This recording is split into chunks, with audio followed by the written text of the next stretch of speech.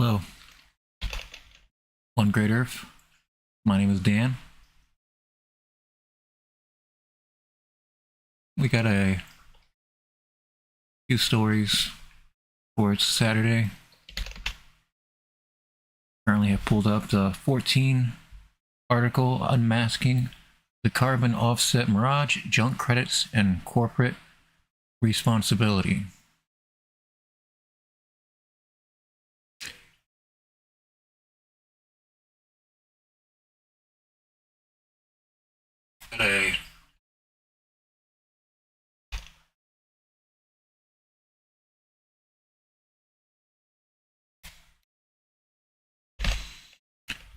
June 8th, 2024. Alejandro Camillo. According to an investigation earlier this week by Watchdog Corporate Accountability and reported by The Guardian, many of the carbon offset projects that have received investments from the world's largest corporations are probably junk and have fundamental failings. The investigation bills as an analyst for The Guardian Corporate Accountability published last year, which found 1.6 billion USD worth of carbon credits have been traded within the so-called junk projects up to the point October 2023. Some of these companies, a list that includes names such as Delta, Gucci, Volkswagen, ExxonMobil, Nestle, EasyJet, and Disney, have stopped using CO2 offsets. As more evidence comes out, this carbon trading does not lead to promised emission cuts. This comes despite the push over recent years by governments and major corporations to heavily invest in these carbon offset projects.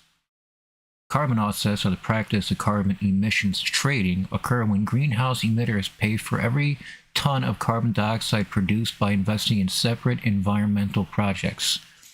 These projects aim to reduce carbon emissions and balance out the emitter's own pollution.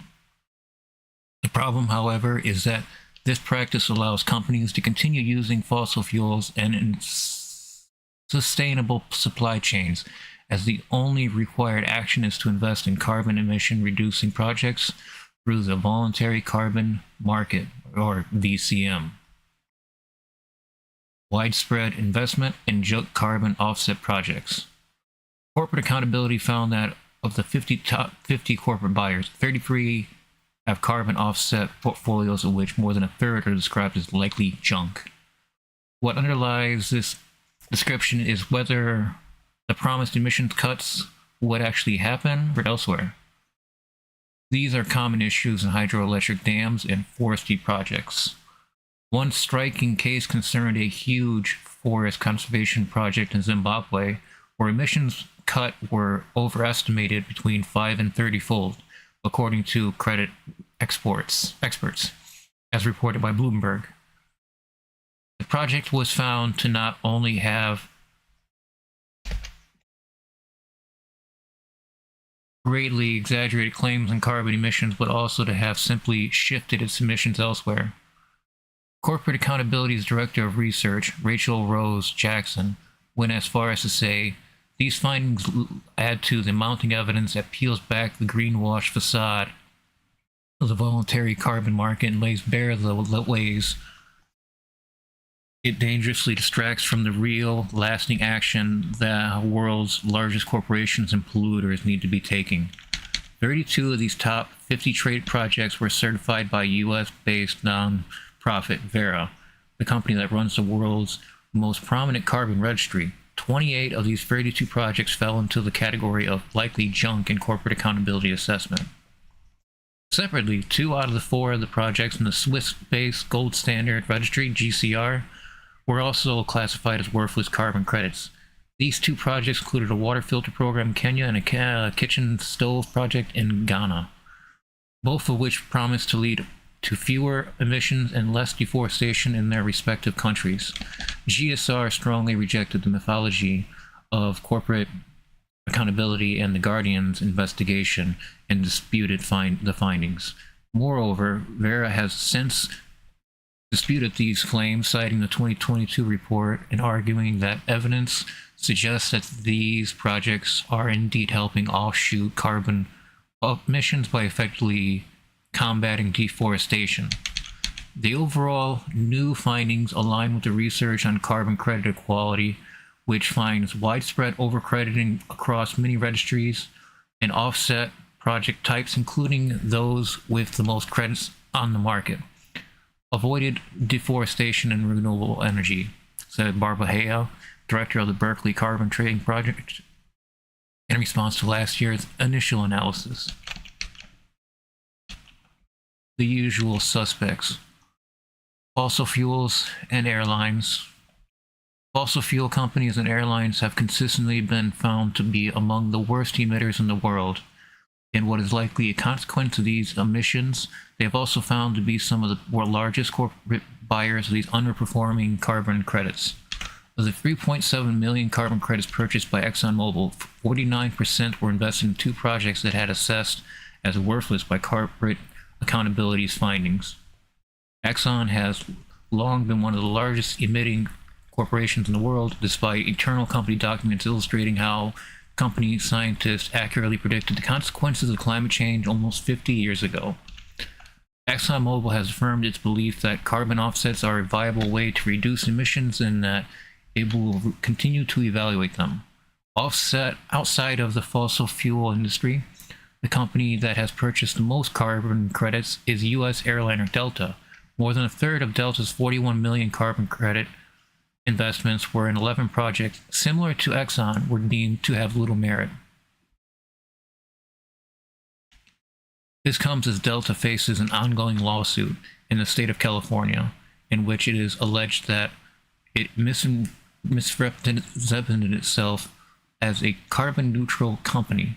Delta states that it aims to be net zero by 2050 through investments in sustainable aircraft fuel and more fuel-efficient aircraft.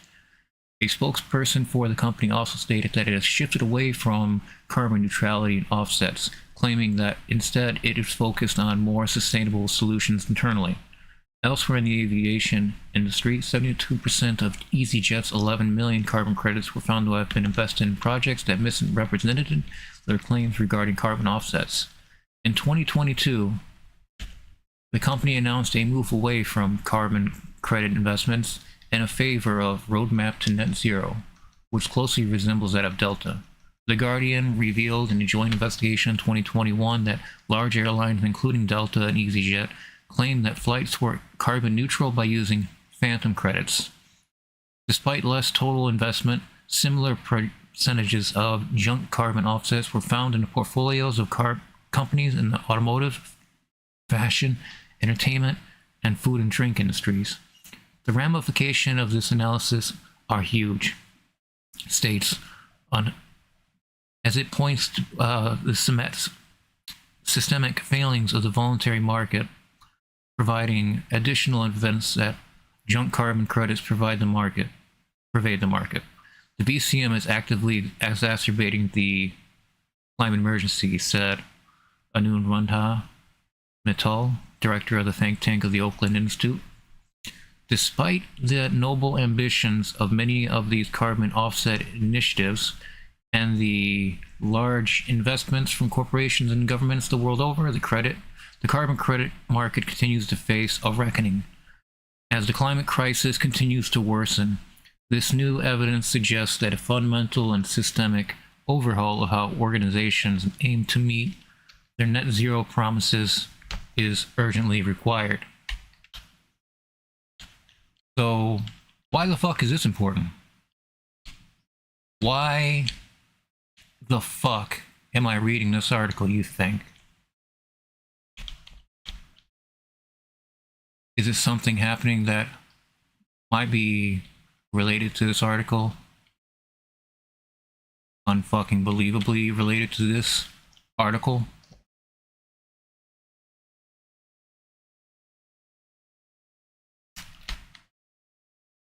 There is more carbon dioxide than ever in the atmosphere. That's bad for the climate.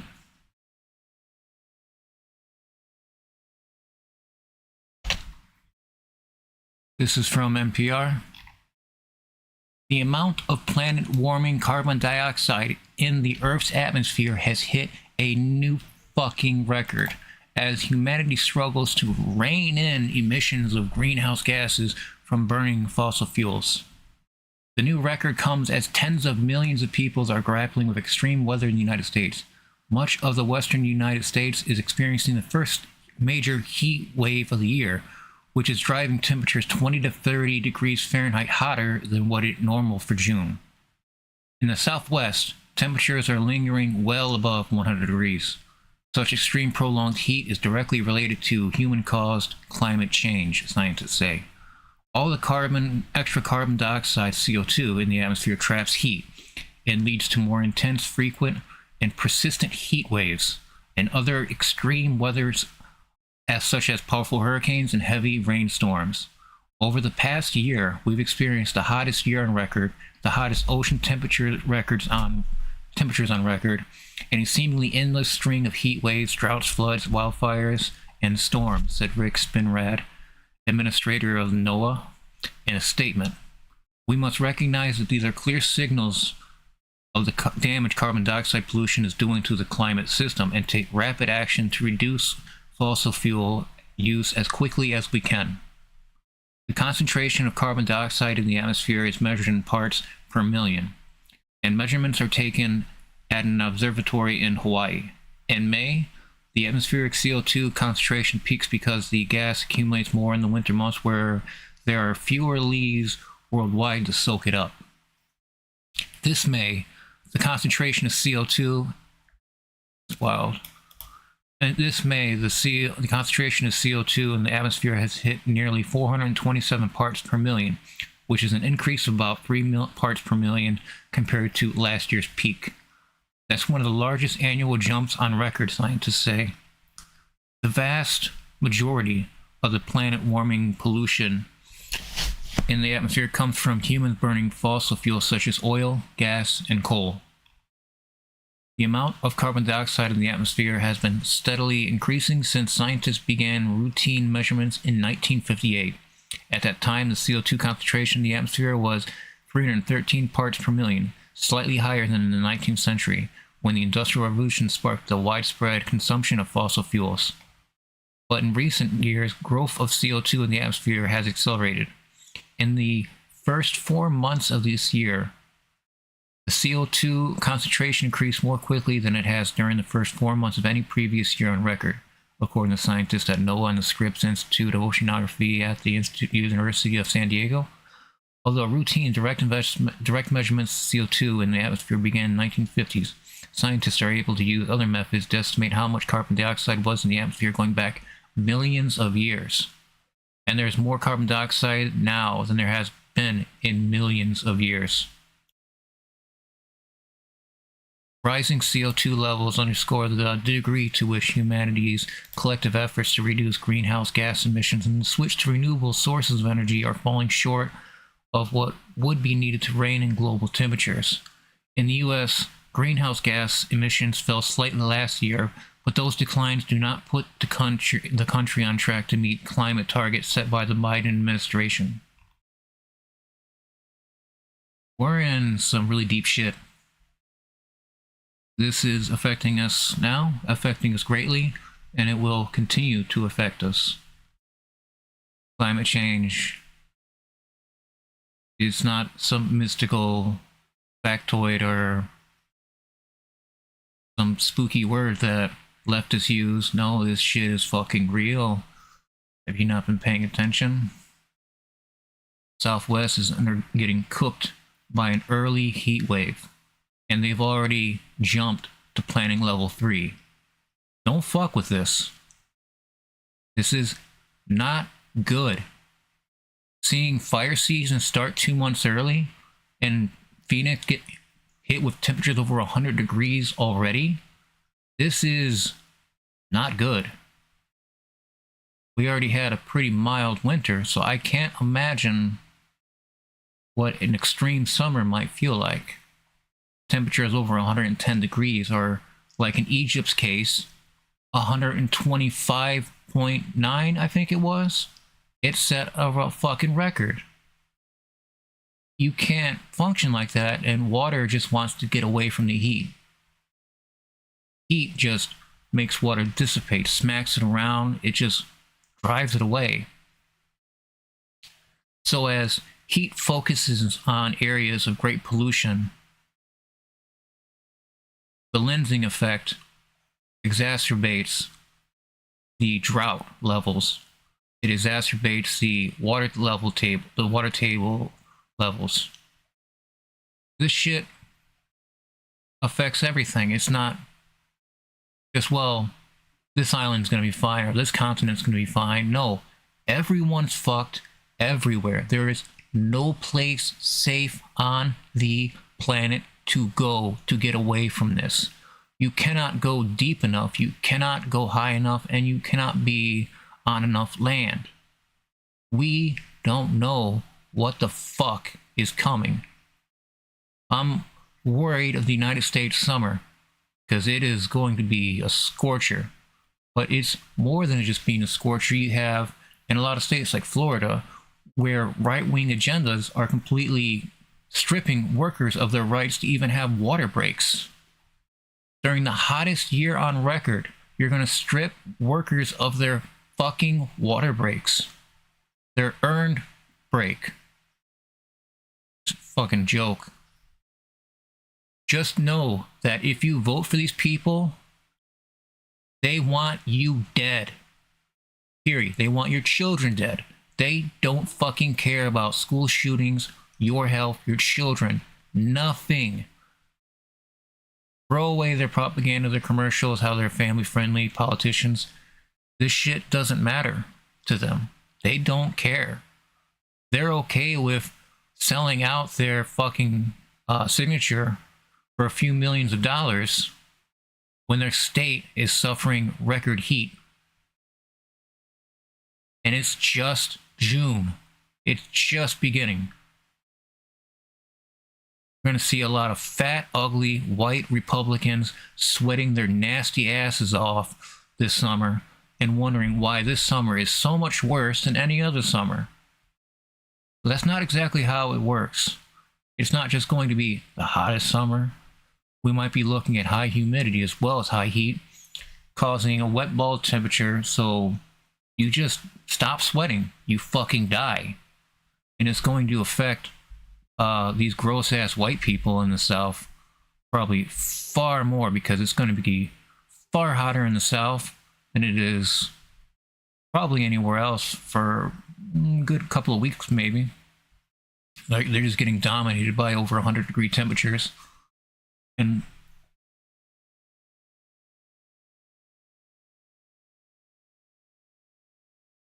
looked like a stoplight up there. That was kind of weird and cool, but distracting. Nearly half, this is from The Guardian, yesterday, the day before, on the 5th, nearly half of journalists covering climate crises globally receive threats for their work. This is where we're at. Actual journalists doing actual investigations, being threatened, having their families threatened by their work, their livelihood. So are they supposed to just quit? Stop their reporting, stop their investigations, stop reporting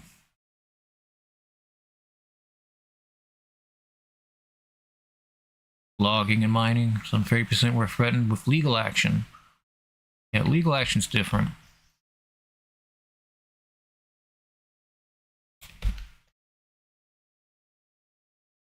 But this is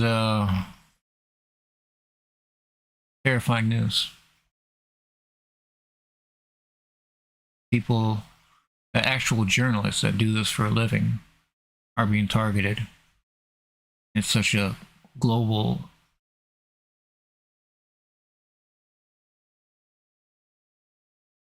agenda. There's no other way to put it. Like, you send, a huge number of people death threats. That's definitely an agenda. But we were talking about carbon dioxide, more carbon dioxide than ever in the atmosphere, and that's bad for the climate.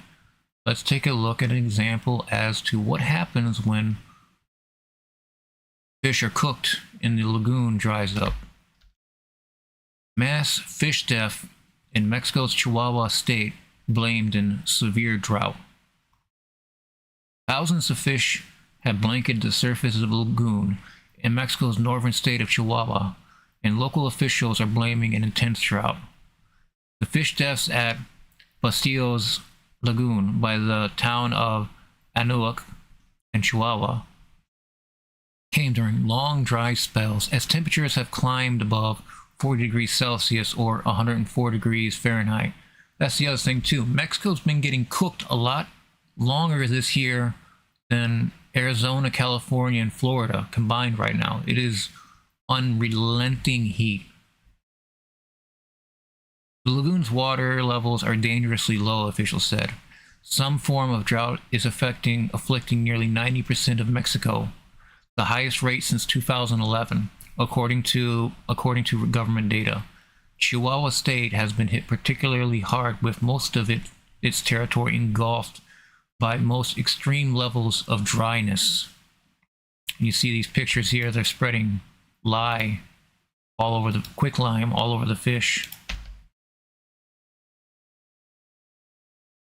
This is our life now, is trying to take care of the decay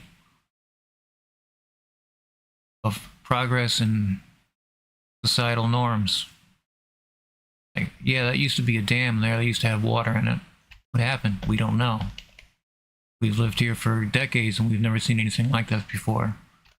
You're starting to hear that more often these days, is we've been here for X amount of years and we've never seen why it happened like this before. Flooding, whatever you would have.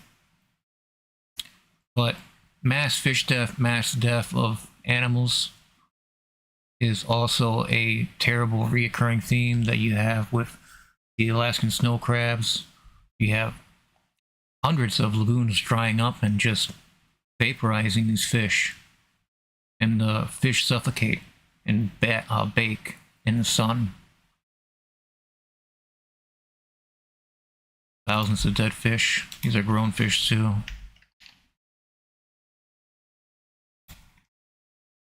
There was much less water in the lagoon for the fish to live in, and the remaining water was of poor quality, according to Irma de la Peña, head of ecology department in the city of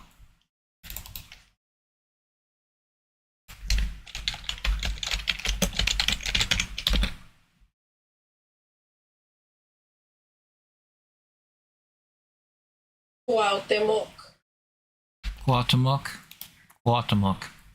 When the amount of water decreases, the pollutants become more concentrated, and therefore they also affect the species that live there. Mass fish deaths in the area have happened in previous years when the lagoon dried up and fish stranded. Livestock, including cows and donkeys, are also perishing as dams run low and farmers struggle to secure water. Heat and drought have become so severe that many people who rely on agriculture have packed up and left. It's very abandoned because since it doesn't rain, they no longer dare to continue living here, said Jesus Maria Palacios, a raiser of livestock.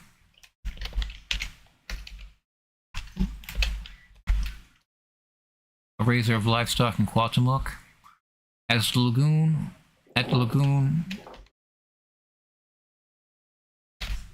lagoon, local authorities are racing to cover the dead fish with lime, concerned that their rapid decomposition under the baking sun could endanger public health by attracting insects and spreading disease. They are asking local organizers to help. What we need is support, especially with the potential we have for a health issue. Yeah. And this is a video of the fish here.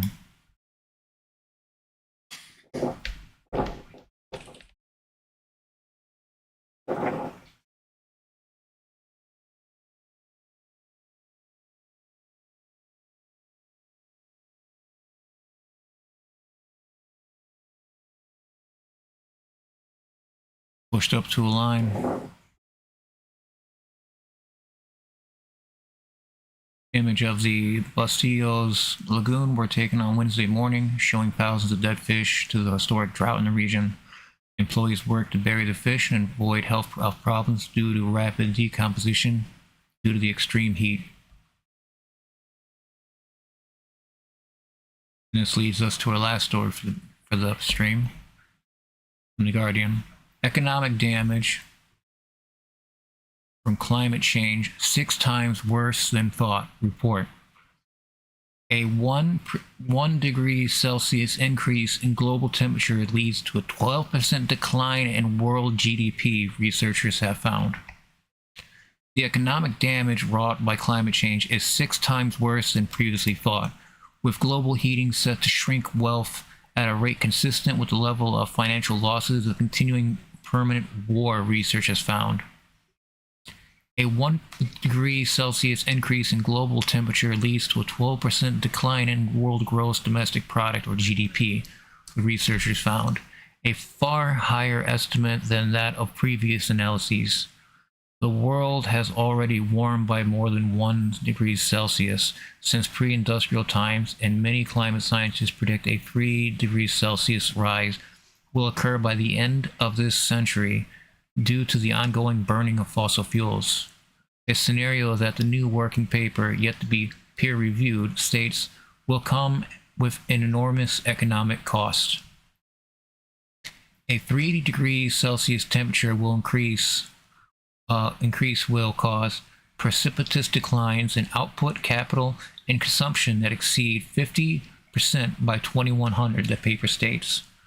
This economic loss is so severe that it comparable to the economic damage caused by fighting a war domestically and permanently, it adds. There will still be some economic growth happening, but by the end of the century, people may well be 50% poorer than they would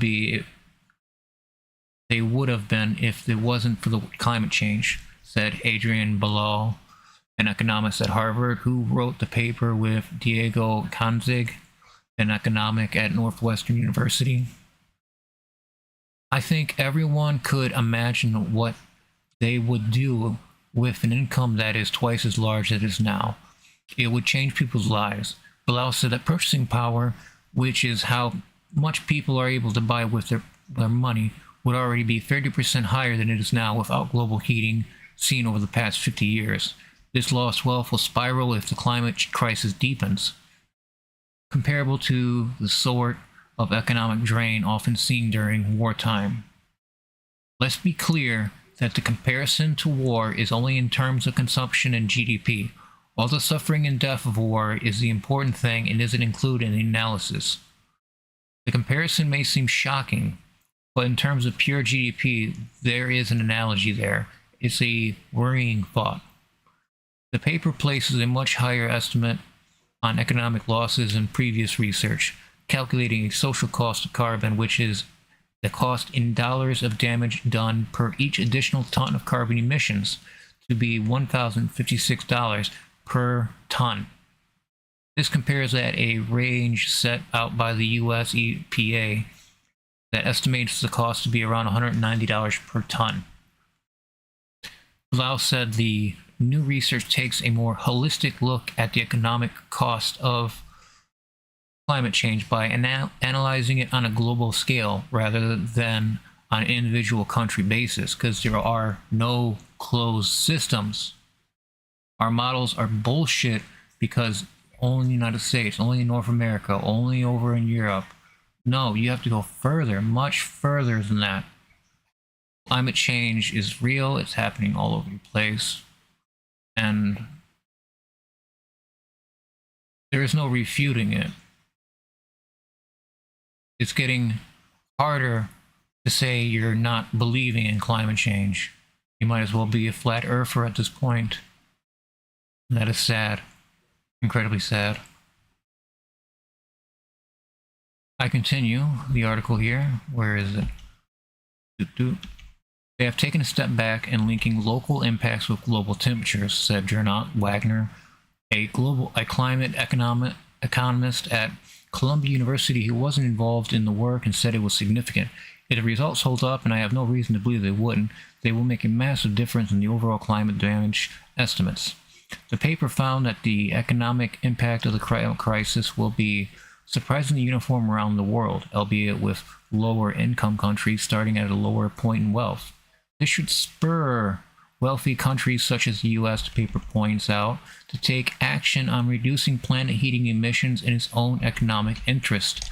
Even with steep emissions cut, however, global change will bear a heavy economic cost, the paper finds. Even if global heating was restrained to little more than 1.5 degrees Celsius by the end of the century, a global agreed upon goal that now appears to have slipped from the reach, the GDP losses are still around 15%. That is still substantial. The economy may keep growing, but less than it would because of climate change. It will be a slow-moving phenomenon, although the impacts will be felt acutely when they hit. The paper follows separate research released last month that found average incomes will fall by at almost a fifth within the next 26 years compared to what they would have been without the climate crisis. Rising temperatures, heavier rainfall, and more frequent and intense extreme weather are projected to cause $38 trillion USD of destruction each year by mid-century, according to the research. Both papers are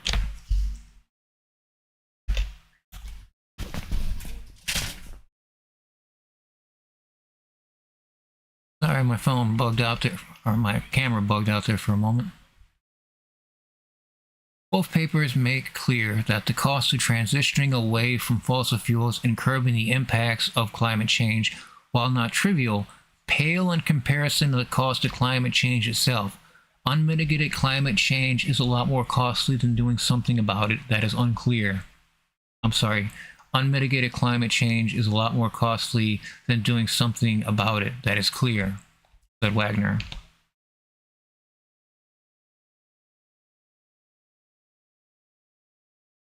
So there you have it.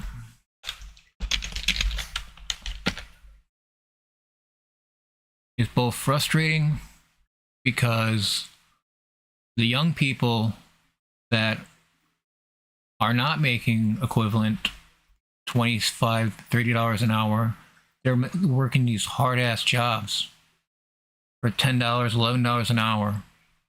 In any job where you're under the threat of the public, I mean like at large, like some customer can just come in and completely ruin your day for no reason besides that they just fucking don't care about humanity. These are the same people that we have to try to sway that them driving 500 miles a day is a mistake. Extreme example, I don't know who does that. I used to drive 500 miles a week for a job, and I thought that was pretty insane.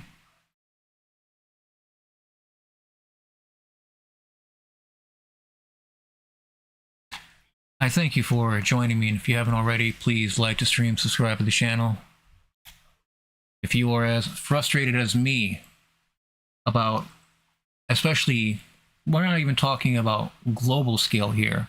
How about you work a job and they ask you to do something that you know is immoral or unethical, but because it's your job and your duty, you do it.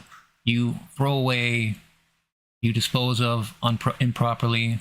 I've seen the worst. I used to work at a landfill. I used to work in steel plants. I used to work for county roads. I used to see some crazy shit, and I'm sure you have and other people have as well. And it's just getting worse. We're seeing the amount of pollution these companies put out, and it doesn't seem to be curbed by any means. It just keeps getting worse. And now, with the most carbon dioxide ever on the planet, companies touting this buy program for carbon credits, you know, they can just drop it now. They don't give a shit. That whole policy, that whole it looking good for them, it stops looking good the second it stops looking good. They're allowed to drop it. All these big companies, Disney, fucking everybody, they're going to drop carbon credits completely, and they're going to be like, well, that was a huge failure. Okay, well, there should be punishment for the people that convinced everybody that carbon credits were going to mitigate carbon dioxide in the atmosphere. It's the highest level it's ever been in the history of man. Let's just leave it at the history of man. Since degrees, you know, even if you go back hundreds of years, it's a much cooler planet. There was a little ice age leading up to the Industrial Revolution. There's shit that just is hidden in plain sight. And what are we to do? It's going to be up to our generation and younger to stop working, to stop driving, because airliners will not stop doing 100,000 flights a day. Shit like that. You know how many gallons of fuel it takes for a plane to get from one side of the country to the other? But then you multiply that by tens of thousands of flights a day, and you not going to the corner store in your car isn't going to mean shit. And that's the worst part about it, is because the moral and ethical dilemma on saving the planet was put on us. Me as a kid, you as a kid or adult, or even a teenager. And it was bullshit then, it's bullshit now. Because the amount of carbon emissions coming out of Russia alone after getting knocked the fuck out of their oil supplies, that shit's gonna come back and haunt us for years. Every time India and China scrape the bottom of the ocean with a giant net known as trawling, we don't see the carbon from those events for 9 to 10 years. So we're on clocks. So if we know that this is going to affect us this year, we can look back between 10 to 12 years and see, oh, okay, these companies, these countries were trawling these reefs, these waters for this amount of time. So we can take that and extrapolate that to saying that, okay, well, within 5 years, if the total carbon budget of our planet is 200 billion parts per minute, and we're putting out, the world is emitting 40 million each year, we're on a 5-year clock already. And it was hard enough seeing people struggle with not doing anything. That's the biggest part of it. How do you get people to stop doing what's harming themselves and the rest of the planet and actually give a shit about it? Because anything you ask people to do, it's going to be negative, no matter what. It's going to be a negative. It's going to be a huge ask. You know, you have to turn in your vehicle and get a smaller vehicle. These are the types of things that we're talking about on small scale. You know, those car buyback programs before? What if there's a car buyback program, but it's for your giant ass truck that has wheels taller than most children? You know, this kind of shit. You're not getting rid of people's trucks, and you're not getting rid of war. And that is the worst part about it, because you have countries like Ethiopia, you have countries like Russia, Israel, that are doing a lot of damage environmentally and to the world around them and to relationships around them. And we're seeing temperatures soar over 100 degrees Fahrenheit in Egypt. These temperatures are coming around the United States. It's already happening in the South and already happened in the Southwest. These temperatures are going to be brutal, and it's going to be different for each area. That makes me worried about, like, you get one storm that is transferred from one region to another, and it just becomes like dynamically worse because it has that much more to feed off of. So little tweaks like that happening all the time, where the storms are worse, there's more rainfall, the flooding's worse, the rivers are flooding. It just never seems to end when you look at it like this. And I am not being a doomsayer. I do not want to be a doomsayer. I don't want to say, you know, we have less than 5 years, but it's what the math shows, and it's what our history, previous history of carbon emissions have shown. And as soon as these companies, are told they have to stop, who's going to fucking tell them? Who's going to say, hey, Nestle, you got to stop pumping groundwater out of the fucking ground because you've done it so much that you're changing how the earth fucking spins? You know, all this news just keeps compounding and compounding and compiling. And eventually, you know, you get pissed. You know, you try to keep calm, because that's what you're supposed to. You're supposed to keep calm, don't panic. But what if you're seeing locally climate change and you're questioning your belief in the matter? It's like, wow, it's never flooded like that before, and I've been here 40 years. I've heard this thousands of fucking times already over the last few years. Wow, never seen it flood like this before. I've seen some crazy ass flooding effects. I mean, like, entire areas of the park and recreation, Hines Park in Michigan, is completely underwater, that you can't even see the slides. You can't see any of the top of the area where they go up to the slide and slide down. You can't see any of that. Nobody panic.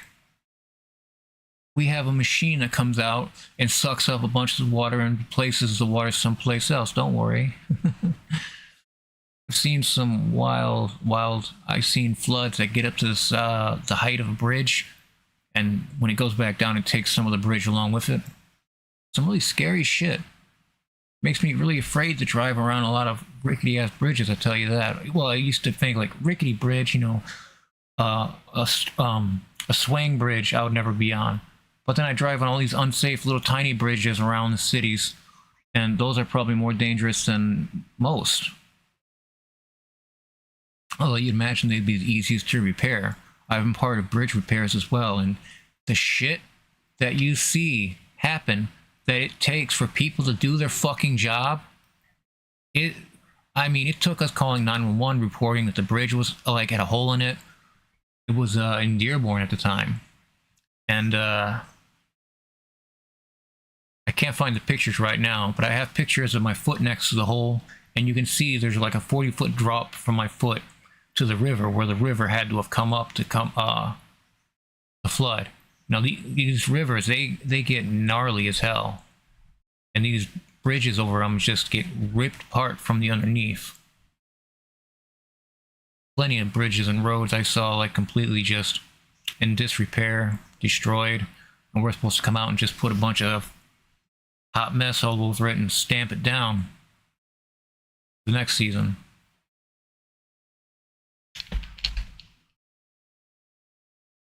I thank you for watching. If you haven't already, please like the stream, subscribe to the channel. It helps me out immensely and keeps me motivated now that I'm over 6,000 subscribers. Gotta remind myself that number is pretty crazy, because I never imagined to have many subscribers at all, so I am very humbled, and I thank you all very much. It is something that I hope that people will open their eyes to more, because people, my generation and younger, their eyes are already open about the twisting changes, about like when their parents were, their parents' day or their grandparents' day, they're already seeing these changes based on what they've been told their entire lives, what it's going to be like. We're already been deceived in so many tiny ways. We don't quite understand it just yet until it's far too late. And that's the moral, I guess, of our hubris. We don't do anything until it's too late. Is it procrastination, or is it a belief that our way of life is about to completely upheaval into a society of futurism society that we probably don't want to be part of?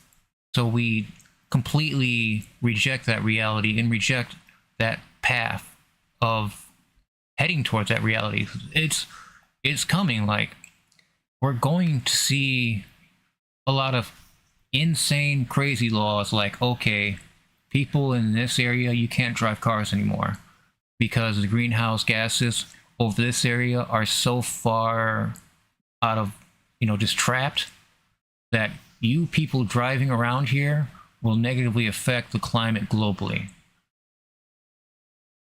We don't want to be managed by our governments on what to do to help climate change, because we know largely apart it's not the people that are doing the climate injustices. These are governments, these are armies, these are large organizations. Nestle, you know, you can only pump so much groundwater out of the country before it starts to sink. And, you know, these local farmers, these local people, that they weren't prepared for what was to come, and now they're running out of water in so many areas of Africa, so many areas of South America and Mexico. It's heartbreaking to see millions of people having to go through what they go through just to get a gallon or a liter of water each day or each week. These futures are here, and they're happening to millions of people all across the planet. We can't ignore this any longer. But what are we to do as individuals? We can go and we can write to our congressmen, but as we've seen, that they just take money from people that are on the opposite spectrum of where we would like to see ourselves as a society in 10 to 15 years. We would like to have, you know, a third of the year not be over 110 degrees for most of South Florida, Arizona, and Southern California and Mexico. These temperatures are killers. People are dying throughout Mexico in the dozens due to these temperatures. You hit a certain humidity limit with a high enough temperature, and the human body cannot sweat anymore. There is no you being tough. There is no me outlasting the weather. It's if you're enduring this weather and it's happening this much and humidity is at this level, there's a chance that you might what's called the wet bulb temperature, and you are not going to sweat any longer. And that is horrifying, because nobody's going to tell you, okay, well, today's going to be a really deadly day if you come out here to work. The only people that can protect you is ourselves. I found that out because your employer isn't going to give a shit. That's for sure. That's for damn sure. And your local politicians, you go and talk to them, shake their hands, but they're going to do whatever the hell they want to do. They already have everything planned out. Meeting you is just another stop to grease a few palms, literally, with their greasy hands. I've been through politics before, going to government meetings, and nothing ever gets done. I mean, most of these places, most of these venues that you would go to for like a school board of education in your district, it's going to be a lot of people complaining about shit that really you're just going to be like, why are they allowing this person to stand up there for 20 minutes to an hour just talking about potholes from the garbage trucks on the road, and the school buses are making it worse?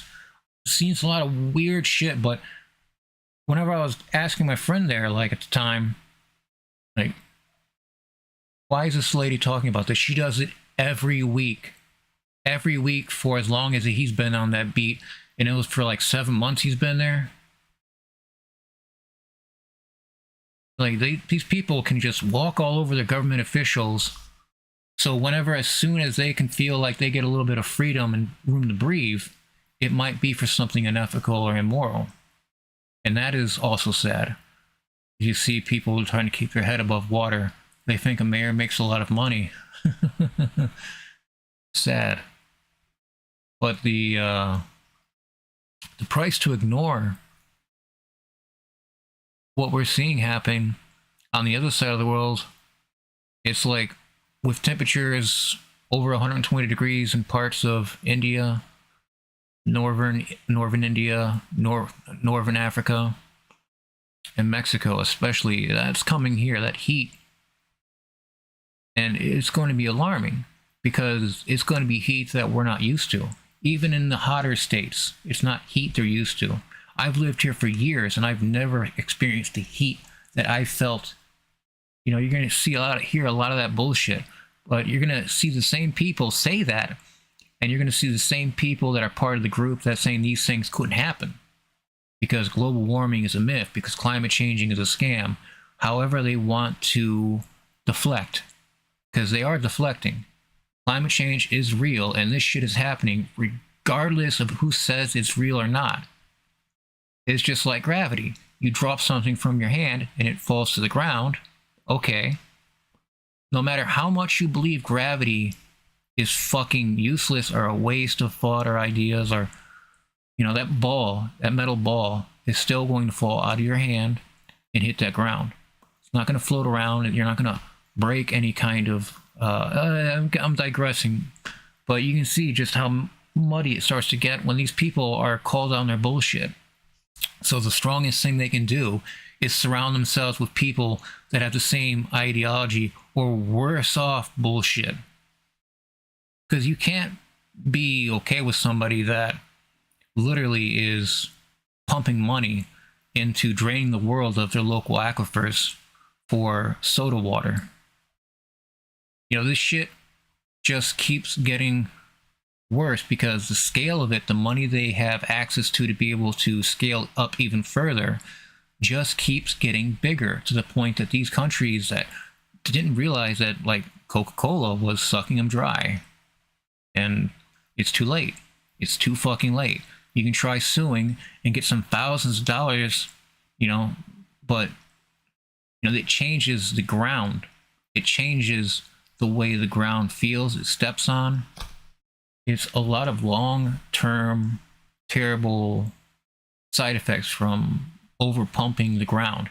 Japan learned that the hard way, but they corrected course, and I believe by the 90s they were back to being a healthy groundwater table.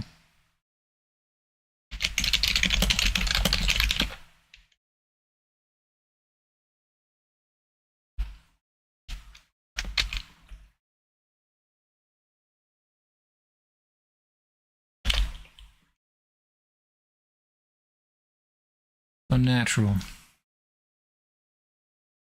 We shouldn't have to worry about, okay, this summer is going to be 20 degrees hotter than any other summer I've ever experienced in this area.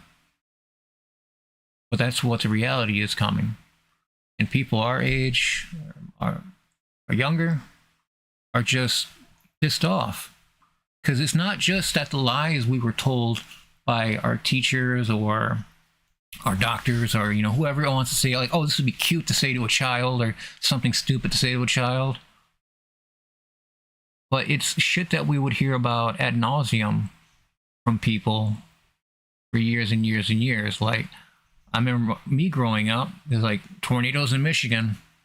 You know, like, oh, you can't have tornadoes in Michigan because, you know, the ground's too high or something like that. Like, people don't know what they're talking about. And it wasn't until the internet was as robust as it became that you could really start readily searching for information as the idea pops in your head. You're not really learning anything, you're just finishing a thought. And that helped a lot of people become dangerous. Because after that thought that pops in their head, that's as far as they get, and they want to deny that. And they will stop at nothing to deny that in their head. Because to admit that climate change is real, that what we're seeing is records being broken across the world over the last 12 months. There is nothing more to refute. You can scrape by somewhere, but we don't know if there's going to be any place that's safe. That's the worst part about it, is because anybody that was promised safety from this shit, from climate change, the only way that they're going to be proven wrong is when it hits them. And then they're going to be like, oh shit, we're not safe either, but we're rich. Okay, well, if the billionaires can't figure out a way to adequately get climate change on the right path, but instead they want to invest hard into demanding services, demanding of resources, demanding of oil, which is plate tectonic lubricant. We're taking all this plate tectonic lubricant out of these grounds, and we're shoving another fluid that isn't anywhere near like what it was into these joints. And then the whole West Texas just goes nuts. These are things that we're seeing that people didn't want to believe for years, that were climate conspiracies, as as a lot of people I would hear them referred to as climate conspiracies. But carbon tax, oh my God, I've heard people bitch about carbon tax more than anything else in my entire life. And it's by people that probably aren't massive polluters, but it's just they get in that mindset where they just repeat these catchphrases because 1,000 of the people they were in a group with were saying it, which is usually like some kind of Fox News or some kind of other right-wing bullshit where they have to have a hook, where the story has to have a hook by the first paragraph, where the headline has to be something just really demented. And that kind of news becomes addicting. It's sad, because the entire time these people probably could have did something with their lives and money. Instead, we're going to find out that the billionaires of this world did absolute jack shit to help anybody. And that's the worst aspect. That's the worst part about it. It's the most richest and most powerful people in society that has ever been cannot help the people at large, help the society that they find themselves that is propping up their whole bullshit. It's madness. And nobody in the position that has the power is going to care. They're not going to have to worry about student debt or continuing school with student debt. Wondering if you're still going to get federal loans for your student debt because you don't know how much longer they're going to keep paying. They won't say, but you're just going to keep going as long as they can. But as soon as they stop giving loans, I mean, that's it, right? Apply for more grants and other shit like that, but there's no way I would get grant coverage for most of this shit. Not for normal people. Not a lot of it. I'm not seeing. I'm digressing quite a bit here. But again, how many of us have been told in our lives that doing something is bad for the environment? What if it's the bigger things like flying aircraft, flying planes, being able to fit 200 people into a tin can, and having 90,000 to 100,000 flights of that a day? You're not ever going to amount to that amount of emission in your vehicle. You could try to drive all day, but 100,000 flights a day, it's like, where do we cut emissions? Do we cut 60% of flights a week? Do we see how many flights paths are erroneous? Like, okay, well, we don't need 4 back-to-back. We only need 2 back-to-back flights there. When do we start managing emissions like this? And a carbon tax in a way that Republicans and right-wing people at this stage will lose their actual fucking minds. But what else are we supposed to do to keep people from polluting and continuing to ruin it for the rest of us? Because if a plane pollutes more than 100,000 of us at a time for each round trip, let's say from LA to New York, like, it's real bad. And the cuts that we're going to have to cut are going to affect the poor people and the middle class the most. And that's hard. Because anything that somebody were to ask for that's better for the environment, it's going to hit people I know worse, even though it's the people that are 1% of people pollute as much as 1/3 of the bottom of people. These are numbers that are crazy, because you're like, well, it's just like 10 people, right? We can talk to these people. We can reach these fucking people, right? No. They are on a track. They are on a righteous track. They might be on a road to destruction. but they don't see it as that. They're just trying to get every cent out of every square inch they can possibly make out with.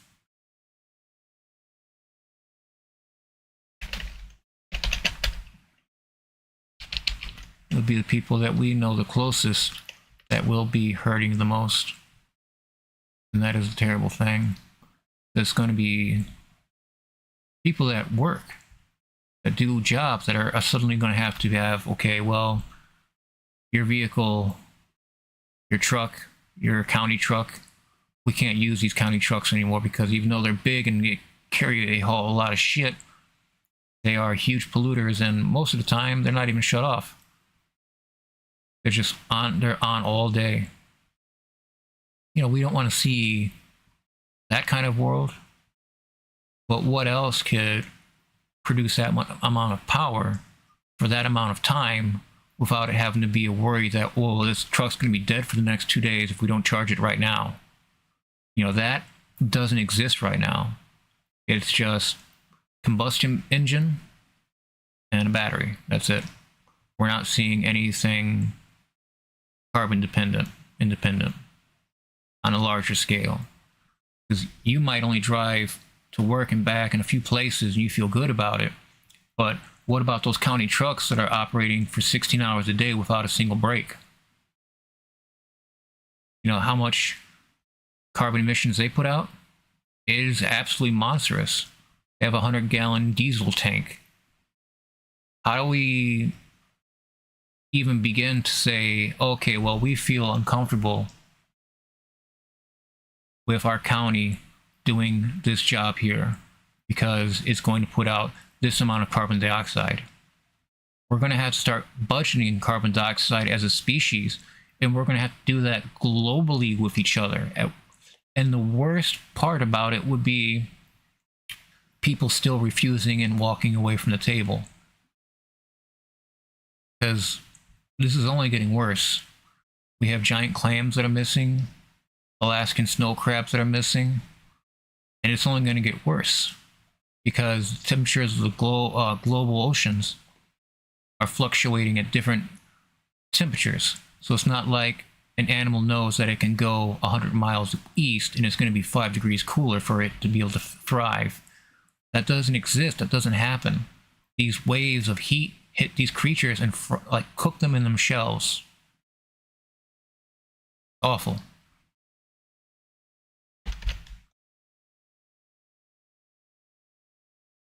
I've been talking for quite a while. I thank you for joining me. Thank you for listening, watching. Thank you for your interest in these topics. It means a lot to me and everybody else, I'm sure, to have a place where you can go to have similar ideas that might not be as mainstream as possible. Because there's a lot that goes in climate change, and climate shift, and climate reality that kind of have to do a channel like that to kind of speed through so much of the information, because it's a lot. And trying to hold people accountable for climate injustices just doesn't happen. We, stronger people, more powerful people have tried, but in the end, I don't think there's ever going to be justice for climate injustices, because there hasn't been already. It's very rare. And it happens all across the planet. So how do you prosecute people in a different district, different state, different country, different hemisphere? There needs to be global standards for emissions set that are strict. That means shutting down jobs, shutting down work, shutting down people. These are things that nobody wants to do, but we're getting closer to a future where we're going to have no choice but to do that. We're going to have to shut down the factories. We're going to shut down the chemical engineering plants. We're going to have to shut down everything that has emissions or waste that gets in the water that causes warming of water emissions in the air that get into the water. There's so much that goes into contamination and it never being able to be free of contaminants again. But rivers and the ocean, it's only as clean as you allow it to be. And I've seen some locally some pretty scary sights, and it just doesn't seem to end. The trash just keeps piling up. I've worked jobs cleaning highways up. You know, those signs that say, I'm not sure if it's just in the Midwest, but it's a sign that says, you know, like this area was paid for by this such and such, and it's clean for that whole area. Yeah, they're paying people, those people are paying a group of people to come out and clean it like every week or something like that. Otherwise, that strip of highway will be dirty.